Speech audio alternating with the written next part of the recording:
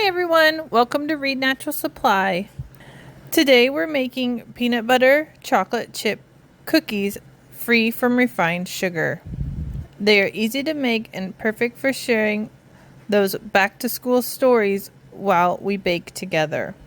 The first day of school is always a special occasion in our house. This year we decided to start a new tradition, a sweet treat to celebrate the start of a new school year. We start by mixing natural peanut butter with maple syrup and a few other simple ingredients. Then we add in the best part, rich, dark chocolate chips. The kids love helping with this part.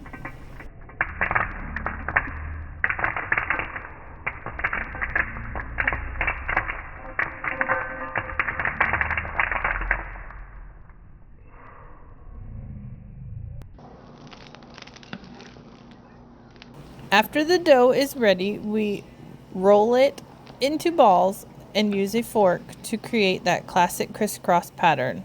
It's a fun way to get the kids involved and make each cookie special.